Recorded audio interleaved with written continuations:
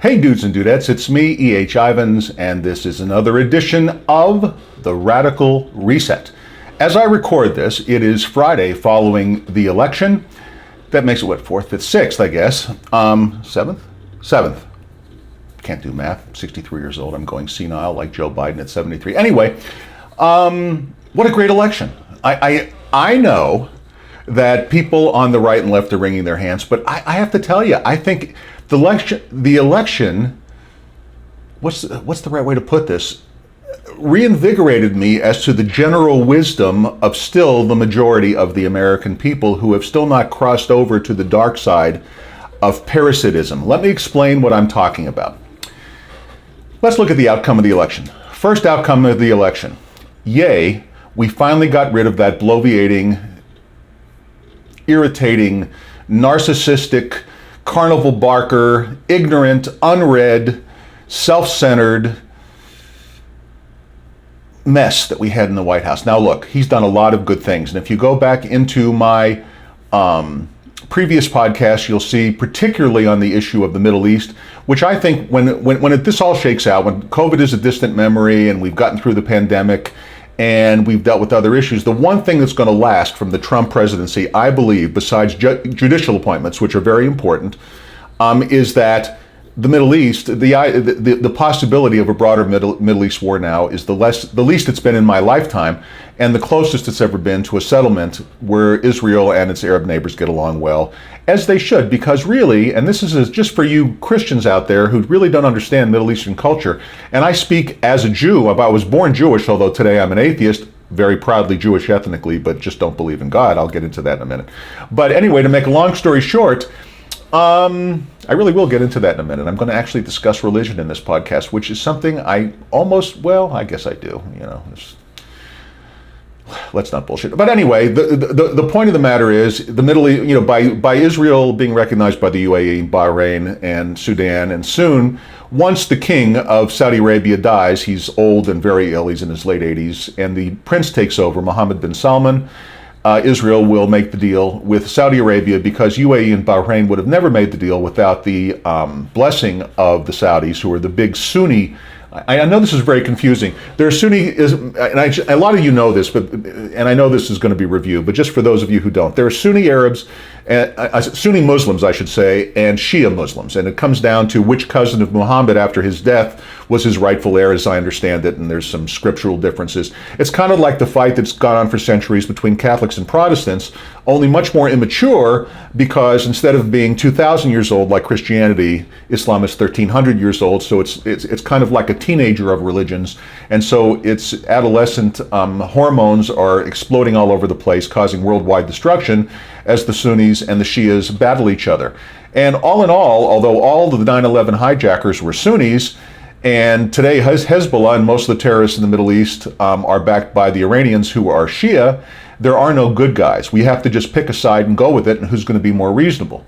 At this moment in time, since the Sunni Arab countries are our allies and Iran is not, it makes all the sense in the world to put the balance of power on the Sunni side, which is what we are doing.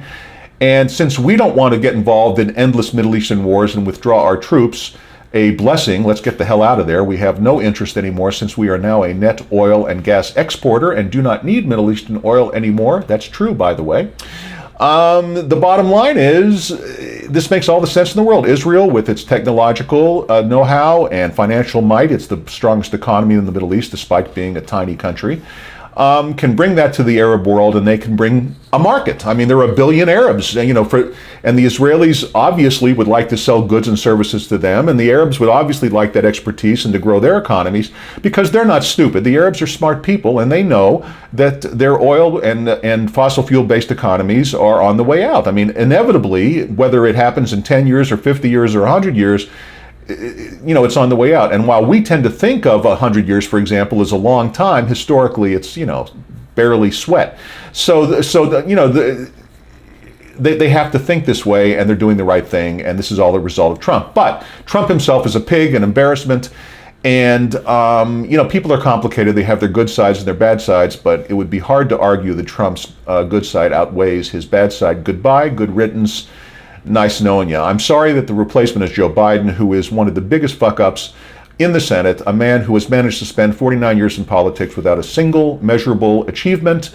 He simply stands near people who do things like Obama and claims that he was in on it, which is a lot of bullshit, as we know. But listen, better a caretaker president than that bloviator. And all of the things Trump has done will not be undone at this point because of the Republicans keeping the Senate, which makes this a great election. So when you take, the Republicans are probably going to end up, we don't know yet, 52-48, 51-49. But there are a couple of Democrats at least who have a brain in their head who will team up with the Republicans to stop any real excesses of stupidity. Like, for example, Joe Manchin of West Virginia or John Hickenlooper, the new senator from Colorado, former governor. Colorado being certainly in my top 5 states of reasonable. I mean, if I had to live somewhere other than Arizona, at the top of my list, very close to it, I don't know if it would be at the very top, but very close to it would be Colorado. In full disclosure, I did live in Colorado once before in Loveland, and my eldest son, John, was born at McKee Medical Center in Loveland, Colorado. I happen to like Colorado very much, although I used to like them even more because they were the place in the country where they had recreational marijuana, but now it's everywhere, even New Jersey, yay! And my state of Arizona, by the way, I'm happy to say, passed a medical marijuana, a recreational marijuana ballot proposition. So now my state is also, I don't have to spend next year $150 to renew my medical license, yay. So, all in all, that was great. So number one, we're done with the Trumpster. He'll go off and he'll make speeches and make $1 billion more and continue being a carnival huckster and claim he's a victim all the time, which is a wonderful place to be from his point of view because he can make a lot of money given that most of his businesses suck. Okay, so that's number one. Number two, by controlling the Senate, as I have already alluded to, we are not going to see the packing of the Supreme Court or the addition of 2 states, the District of Columbia and Puerto Rico, to try to give a permanent Democratic majority, which was talked about, and all the other bullshit that Pelosi and Schumer pushed. Yay, yay, yay, the Republicans keep the Senate. Not only did they keep the Senate, but third, they picked up anywhere from 6 to 12 House seats, depending after the counting is done, in the House in what was supposed to be this big blue wave. Why wasn't it?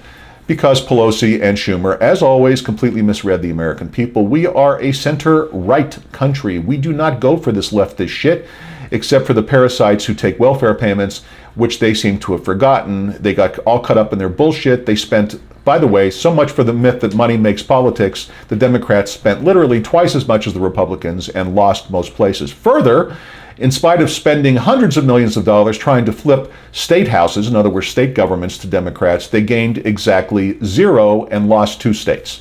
2 Democratic states now have Republican legislatures, or states where they thought they had a shot. One of them was New Hampshire, and I forget what the other one was. But anyway, they didn't get it. And they lost their governorship, and, you know, it was clear. The American people were saying, we're tired of fucking Donald Trump, and but we also like being a center-right country. We're not going to put up with your leftist, progressive, Green New Deal, horseshit, bullshit, never going to work, socialist agenda. Fuck you, Bernie Sanders. Yay. This election was a giant fuck you to Bernie Sanders. I wonder if I could use that as the title of this podcast. Fuck you, Bernie Sanders? I think I will. I think I'll just block out, a letter to make it seem nice. Anyway, total repudiation of that progressive shit. Yay. Next on the list was, in addition to capturing the state houses and getting all the marijuana out of the way in this election, is that, thank God it's behind us, and now we can deal with the real issues ahead of us, which is obviously recovering the economy from COVID-19 and, moving forward, which of course I think is going to be a disaster regardless of who's president. By the way, is it not evident that Donald Trump would have been reelected by a landslide if he had learned to be a gentleman for 30 fucking seconds? 30 fucking seconds, Donald. That's all you had to do. 30 fucking seconds. Just be nice. Anyway, it's nice to know that America is completely coarse.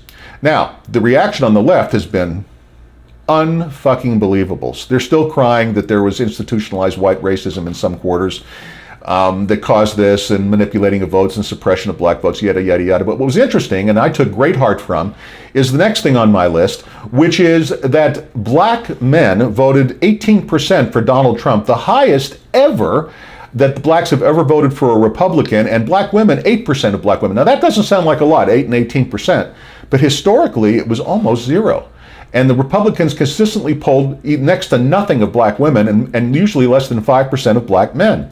Donald Trump got 18% of black men and 8% of black women, which is a trend that if I were a Democrat, I would be paying a lot of attention to.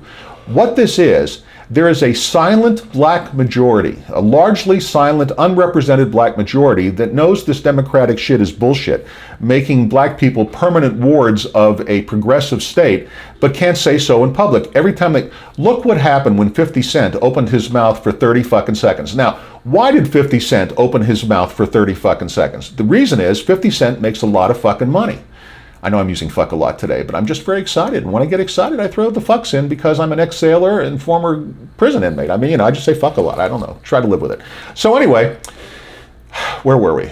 Oh, so 50 Cent comes out and he says, I'm going to vote for Donald Trump. And of course, his girlfriend goes apeshit. What's her name? Cardi B or some bullshit like, I forget who the fuck it is because I don't know one modern singer from another. And, I'm a fucking boomer and clueless and yada, yada, yada. But anyway, having said all of those things, it's obvious that black people with money vote exactly like white people with money, which brings me to my last video, to this video, which is anti-politism.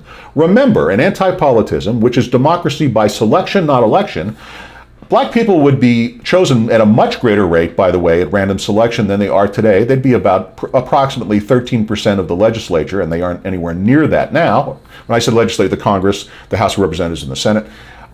Because, again, the random nature of selection, we're going to just select. It'll vary a little bit up and down, but right in the neighborhood of the exact representation of the population, just by the law of averages. Anyway, we're going to get, because of the requirements of anti-politism to be on the potential list of selectees, we're going to get black people who make money. And when people make money, whether they're black, white, Asian, Latino, brown, whatever it might be, they vote their pocketbooks. And that means they tend to vote conservative / libertarian / classical liberal, and they reject progressivism because they understand it's all bullshit. I mean, the list of failed socialist / progressive states is very long.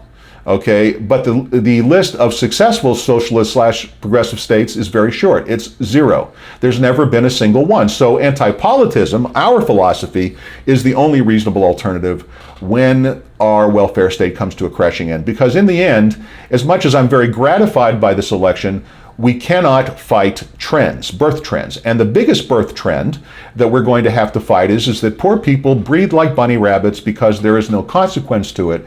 And because under AFDC, which is welfare, aid to family with dependent children, we pay more as you have more illegitimate babies without fathers in the same household. Now, President Clinton, just as a side note, had actually done away with that bullshit, but President Obama put it right back in again. So we are still paying women to have babies out of wedlock. Consequently, we have destroyed the nuclear family. Consequently, this is the reason for violence in our inner cities. Now, what are we going to do because the birth rate is so high among the people who are parasites? And, I call them parasites because I'm not running for office, okay? I'm not running for office. I'm never going to run for office. I'm a convicted felon. Therefore, since I'm never going to run for office, I'm going to tell you straight out, people who take money for not working are parasites. There's no other way to look at it. You can call them... It's one thing to have a short-term problem that causes a tragedy like COVID and have a bailout. I understand that. But it's another thing to become a permanent ward of the state and then breed like a bunny rabbit to get more money from the state. And that's what's going on. So in the end, demographics will overwhelm good sense. And those of us who have the sense to know better, regardless of our race or our creed or our religion or anything else, will never be able to overcome it in the long run. So what do we do to stem this tide? And the answer to that is my program called Weed and Seed. Now, I'll talk about that more down the road, but in anti-politism, let me suffice it to say for now, because Weed and Seed deserves an episode of its own just to explain it. But Weed and Seed is a very libertarian program to stem the tide and restore the condition of the nuclear family without a single government bureaucracy. The one thing that we don't want to do when we propose a solution is to propose a trade-off. In other words, 99.9% of the time when the government does something, it's not a solution, it's a trade-off. So in other words, from 1940 to 1960, the poverty rate among black Americans, and I use black Americans a lot as an example just because it's in the press so much. The press can't seem to stop, so I'm going to mention it just because you and I are both deluged with this constantly, and I in no way mean to pick on my African American friends. Now, having said that, The poverty rate of black people in 1940 was about 87%. By 1960, it had dropped by half, and since that time, it has barely budged. Why? Because we institutionalized poverty for paying people to have babies, and anything you subsidize through payments, you get more of, and that's what we've done. Weed and Seed reverses that. That's what anti-politism is all about, among other things. But we can't have that happen in an elected system because special interests would kill any possible chance of a logical system to stop this tide, which we must do. In fact, I'm going to dedicate soon, it might be my next podcast or the one after that, to Weed and Seed, which I had covered earlier, or much earlier in an earlier podcast, but I'll do a review and perhaps, for those of you who have heard it before, color it up a little bit and make it more interesting for you. Anyway, that was a great outcome of the election. And the final thing I'd like to say on the subject of racial preferences as a result of this election is thank God for Asian Americans. You know, as a Jew, I share something with my Asian brothers, which is we are reverse discriminated against. Jews and Asians, according to the powers that be among the progressive and liberal intelligentsia, are overrepresented in business, universities, and professions. There are too many Asian and Jewish doctors, too many Asian and Jewish lawyers, too many Asians and Jews going to Ivy League schools, or so say the progressives. And therefore, since they always try to manage the outcome, in other words, they look at a group of people like, let's say, black Americans, and they say there are not enough black Americans going to Harvard, so what we'll do is force Harvard to reduce its standards to admit more black Americans, because they come from poor schools, and that's the reasonable adjustment. But the truth is that's all bullshit. And when those students get there, where they would have done great going to any number of great state universities, the dropout rate is astronomical. Almost, you know, a tiny percentage of black students who start under affirmative action finish because they're put into colleges they didn't belong in the first place. Regardless of the reason why you got an inferior education, you got an inferior education. So that's really an issue for improving and privatizing, isn't it? K through 12 education. But that's not how liberals and progressives look at it. They try to solve the problem through quotas. Rather than treating cause, they treat effect. And this causes a trade-off. And the trade-off is it shuts out worthy Jews and Asians, which has the long-term effect of shutting out people who will be of enormous benefit to society.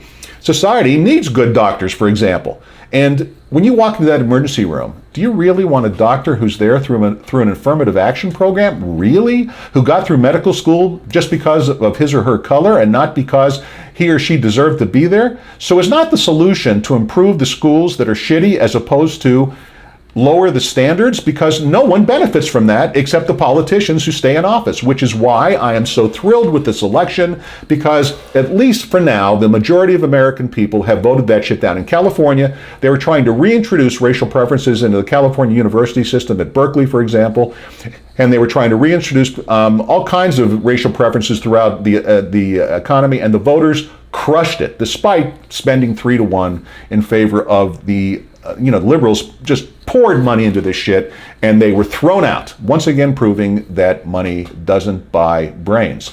People have brains. You know, my personal feeling is that there is so much, the drumbeat of politics and political commercials are past the point where anyone even looks at them. I myself don't watch them. The minute I see them in a world of DVRs and satellite TV and me being able to pick and choose what I watch, I simply don't watch political commercials right or left. When they come on, I fast forward through them. And if I can't, if I'm like watching Hulu, where I buy the service where I can watch anything I want, but I still have to endure a couple of commercials, the minute the commercial comes on with the politics, I walk into the kitchen and, get myself an apple and wash it off and take my time and yada, yada, yada before I come and sit back down to watch TV, waiting for that shit to be over. And I think everyone does that. So I think politics hasn't caught up with technology is what I think. I think they're all behind the curve. Which again brings me to antipolitism, which would eliminate all campaigns, all money, all corruption, and guarantee us a legislature of fully representative people who actually work for a living. So all in all, anyway, to sum up, I thought this was a great fucking election. Now, it wasn't a perfect election. It didn't go exactly as I'd hoped, but it went pretty fucking close. And so I'm really, really happy with the outcome. I know that that's not, the mainstream opinion right now. They're all, moaning and bitching and crying and wringing their hands and how could this happen and why didn't we take it and where was the blue wave and yada, yada, yada. But, common sense rules once again. The American people have once again said, loud and clear, at least those of us who are pulling the wagon and not riding in it, bullshit. We're throwing the bullshit flag. We don't buy your bullshit. We're not going for it, and we're going to make sure you can't do the worst. I am so happy about. Can you tell that I am so happy about this election for not only what it did, but also that it's over. Okay, at least for the next few minutes anyway. I was going to say for the next 2 years, but it's going to start right up again for they just never stop. Another argument for anti-politism. Do you know what the average congressperson spends 40 hours a week doing? Raising money. That's a true story. Look it up. 40 hours a week. So how much time does that leave for them to do any of the nation's business while they're out raising money constantly for the next campaign, where they have to spend $100 million for a job that pays $175,000? Just fucking unbelievable, the world we live in. Another argument for anti-politism. So, this was a rambling podcast, wasn't it? I kind of went on and on about. I'm really, really tickled. I mean, President Biden, I'll be surprised if he finishes his term of office. He'll either become obviously demented and be removed by the 25th Amendment, or he'll die in office. It's obvious. For those of you who are as old as I am, he walks like an old man. He talks like an old man. You can see it. He's feeble. There's old guys like me, which if you were around, I can still run. I'm 63, not 73, mind you. That's a big 10 years. But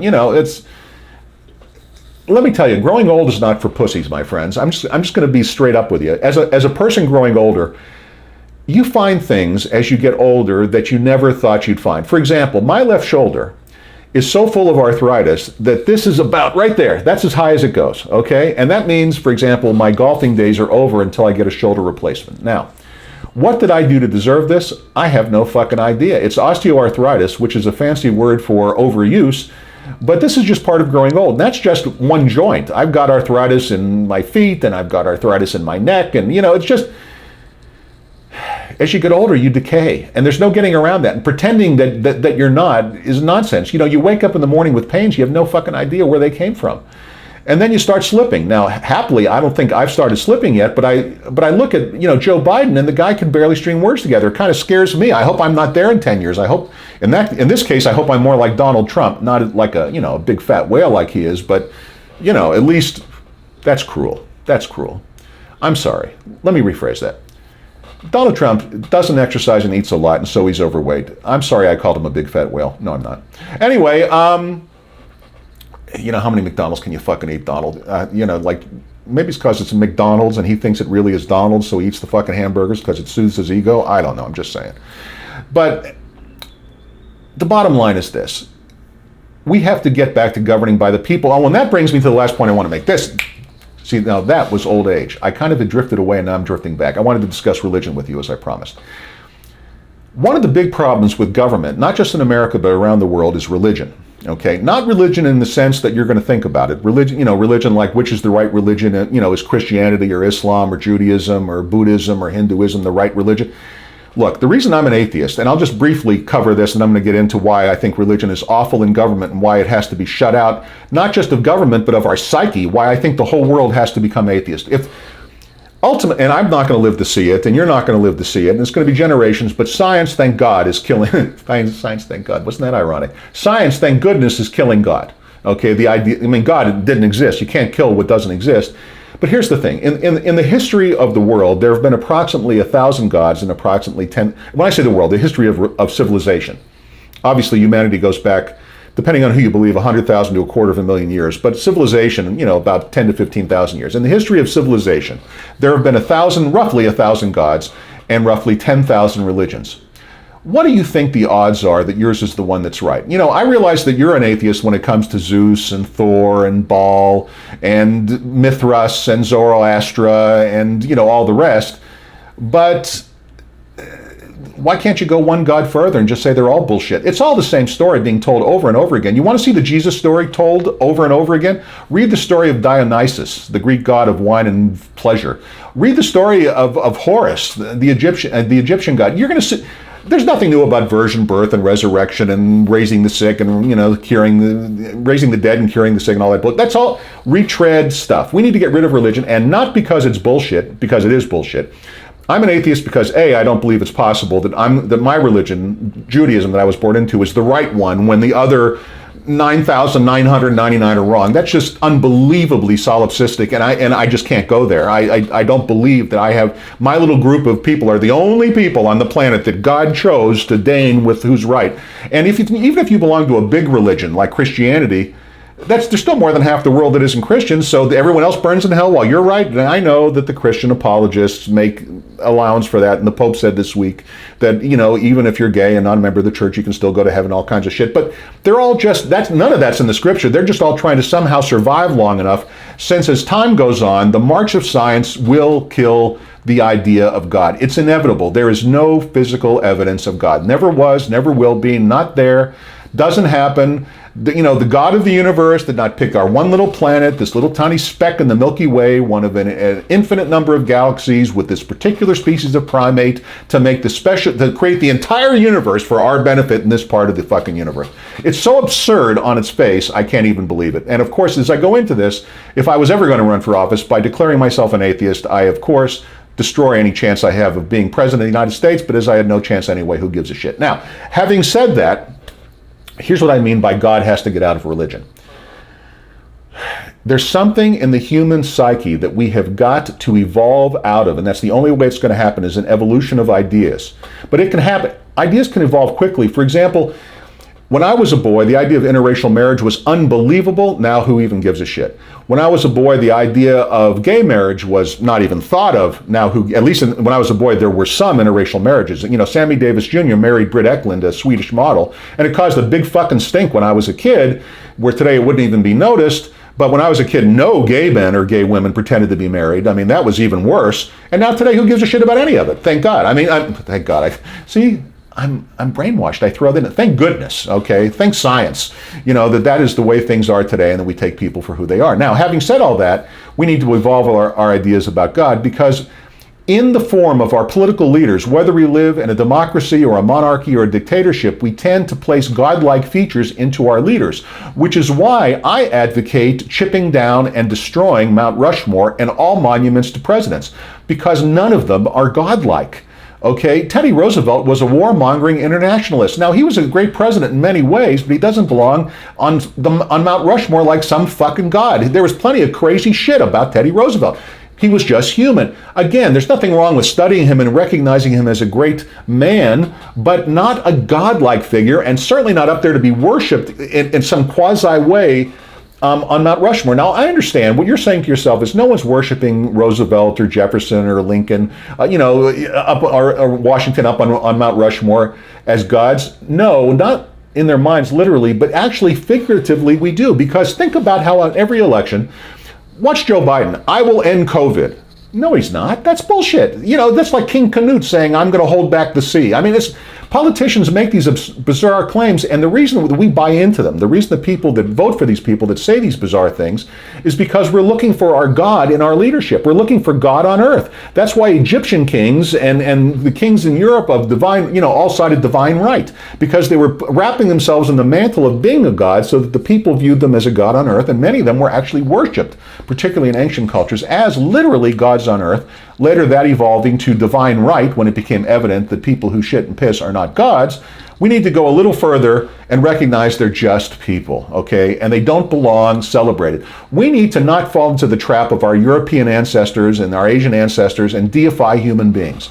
Okay, we have to take the lead and knock this down to earth. The President of the United States and all of our political leaders are just people. Okay, all the president is the executive who leads 1/3 of a government designed to be split and designed to hamstring itself so it can't do much bad things. That's it. They're not designed to be our God, our leader, or to solve our problems. And 99.9% of the problems that we have set out to solve as a result of our welfare state are unsolvable. We're never going to end poverty. We're never going to end addiction. We're never going to end what people think privately. We're not going to get into thought crime or anything else. We're not going to do all the things that progressives think that we can do. Okay, we just can't. It can't be done. We have to accept that it can't be done. What can happen is evolution over time. So we need to change our focus from politics to ideas and debate them publicly to evolve our ideas to more scientific and reasonable points of view. So For example, we're never going to end poverty through government programs, but over time we could reduce it to next to nothing through free markets, free thought, and better education. Now, all of those things don't happen overnight. Those aren't fixes so much as they are solutions. A fix is a trade-off. A solution is a long-term answer. So consequently, we need to get away from the idea that we're electing people who are going to actually do anything but serve as caretakers, and go to the concept where the best government is the government that governs the least. I mean, ideally, the United States should be a giant Switzerland, if you really think about it. If we really had to pick, I don't know about you, but here's my vision of how the country ought to be. A giant libertarian Switzerland with an anti-political leadership. Government by selection, not election, no professional politicians, no money in politics, no campaigns, nothing, no corruption, no way. And the government defends the shores, conducts foreign policy, issues a sound currency that it can't just print up ad infinitum, and chases down interstate criminals, and that's it. That's it. It doesn't do anything else. All that other little stuff is left to the states if they want to do it at all. And then states like, for example, South Dakota, which have very small populations, can take a pass on welfare states, and states like California, who want to have a welfare state, can do it. And as long as they can pay for it out of their own taxes, because remember, states can't print money, which makes them much less dangerous than the federal government, then have at it. And if people don't like what's going on in California, well, then they'll move to Arizona, which is, of course, what they are doing, as well as other states. And I just ask them when they get here, as a side note, to stop trying to turn Arizona into fucking California. You fucked up your own state. Don't come here and fuck up ours. Anyway, but I digress. Here in Arizona, we have strong feelings about Californians coming in and Californizing. We welcome you, Californians. Don't fuck up our state. Understand, the reason you left California wasn't because you have higher taxes out of thin air. It's because you fucking voted these assholes in who are taxing the shit out of you for programs that can't work. Just saying, okay? By the way, we also discovered that defund the police is not a good campaign slogan. Yay. Okay, so that was a rambling podcast. But the bottom line is this, guys. We've got to get the idea of God out of our heads, so we stop holding people up as God, so we stop expecting godlike behavior from our politicians. And of course, that will, of course, reduce betrayal. What is betrayal but raised expectations that are squashed later? Joe Biden has now promised to end COVID. When he doesn't end COVID, he's going to be blamed for it. He's promising to rebuild the economy better. When it ends in a depression, he's going to be blamed for it. Okay? Now, that's because we hold presidents as... Trump goes out there and says, I built our economy and we have the... No, he didn't. Millions of businesses and private individuals. The best thing the government can do is get the fuck out of the way. What did Trump do well? He got the fuck out of the way. He reduced regulation and reduced taxes. But that's just the start. There should be virtually no regulation, and there should be virtually no income tax. The government can raise money through lots of other levies and fees, user fees, things like that, and it can live within its budget. Believe me, if it doesn't try to do bullshit, it should never do. Okay, if it ended the war on poverty, which is lost, and it ended the war on drugs, which is lost. And by the way, congratulations, Oregon, okay, for being sane and decriminalizing the use of all drugs. Before I go away, I have to throw a big shout out to Oregon. Congratulations, you guys.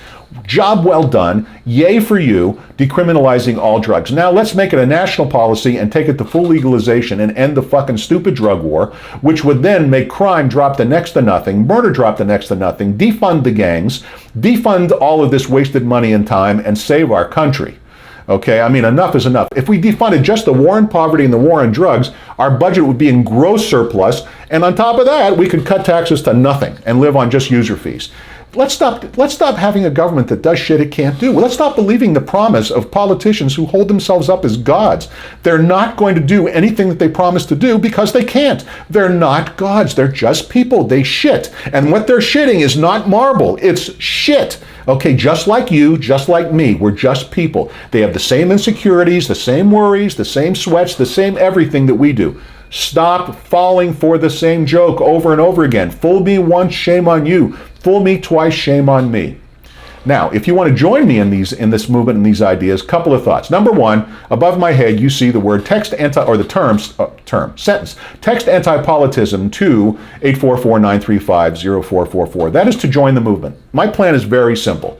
I want to form a group of fanatics, basically. I'm reaching out to you now, listening to me, to come and join me, and I was gratified. 2 people texted me today alone, which, by the way, at this nascent stage of our movement is big progress, saying, I want in, okay, which is great. I'm getting more and more people all the time. We're forming a group of people around the country who are going to become the hardcore group of anti-politics. We're at the very, very beginning. But hopefully over the next year or so, we'll build it up to where there are thousands of us. Now, as we do that, it's my intention then to go on the road and to begin speaking at colleges and clubs and groups and corporations and anybody who will listen about the benefits of anti-politism and libertarian government in a way that hasn't been done before. Because the one thing that, if I may brag, I have going for me is that I'm charismatic and a great public speaker. Now that's braggy, but you got to know who you are. I'm very bad at other things, okay? Believe me.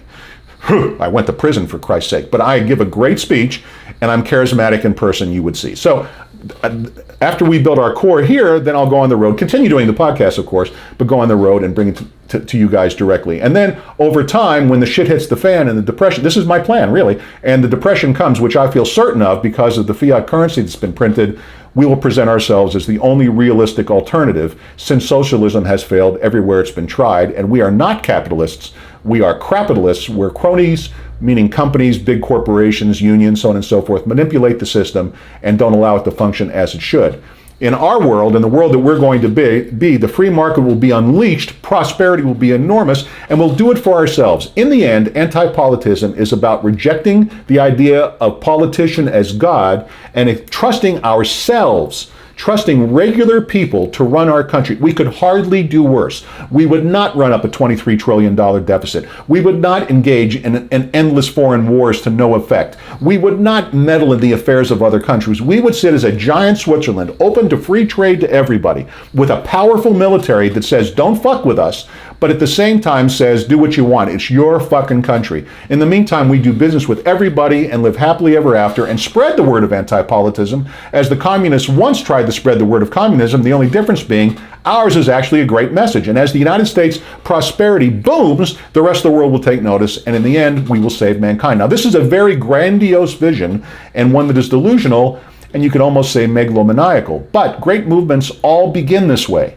In the beginning, there were very few communists and very few fascists. And I know those are evil systems, but they came, when the shit hit the fan, they came from nothing and, for a short time anyway, dominated the world. Now, why not take that same model? We start small, we wait for the disaster hits, and then we take over. Only this time we have a system where we don't have a dictator, we don't have a ruling party, we don't have a bunch of people trying to control other people, we don't hold up our leader to be godlike, and we trust ourselves. Use the lessons of the evil for good, and that is what I'm setting out to do here in Antipolitism, and why I hope you will join me. So text Antipolitism to the number above. Secondly, right now, the Manifesto of Antipolitism, A Radical Reset, is not available on Amazon. I have taken it down because my mind changed on a couple of subjects, and I'm doing a rewrite of a couple of the chapters.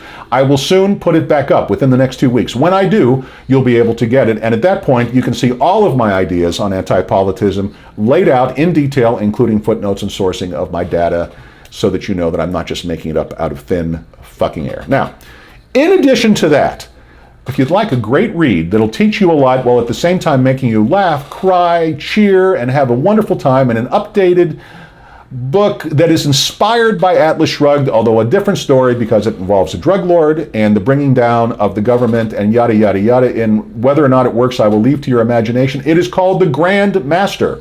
It is my novel. It was the first of 12 novels that I wrote while I was in prison. The second being The Terrarium, which is also available. But since we're in a political podcast, let me concentrate on The Grand Master. The Grand Master is a political thriller and intrigue about overthrow by a drug lord that may or may not work, and his motivations, and the intertwining stories and characters. There are about a dozen key characters that weave in and out through the story consistently that I think you're really going to identify with and root for or root against, as the case might be. It's a wonderful story. Pick it up. There are 3 ways to get it. You can download it to your e-reader. You can get the hard copy from Amazon directly, a paperback copy, or you can, if you are a Prime member, borrow it from the Kindle Lending Library for free and read it. Regardless of how you get it, I will get some money, even for the free borrowing. and that helps support this podcast and the movement of anti-politism moving forward. So please pick up your copy of Atlas Shrugged, that was a Freudian slip, of The Grand Master, and enjoy it. The only ones of you who aren't going to enjoy it, by the way, are progressives, but you should buy it too because it makes a wonderful aerobic device when you put it on the floor and stamp on it because it is against everything that you believe. It'll help you burn calories and lose weight. So even you leftists ought to buy it so that you lose weight as you stomp on it because it is your enemy. Okay, that's it. Wait, that's not it. Click the subscriber button, for Christ's sake, and click the notification button, and click share this with all of your friends. It is time to spread the word. We need to form our group. You know, we have 340 million people, and there are currently about 50 of us, which is not a lot. But the Bolsheviks started with about 5, okay? Just to use one example, and took over Russia. We can start with 50 and take over America. When I say take over, hand it over to its people once and for all for better government and live happily ever after. That's it. Thank you very, very much for joining me. I'm going to stop there with all my rambling. I hope I entertained you today. I hope I educated you today. And until next time, this is your pal E.H. Ivins signing off.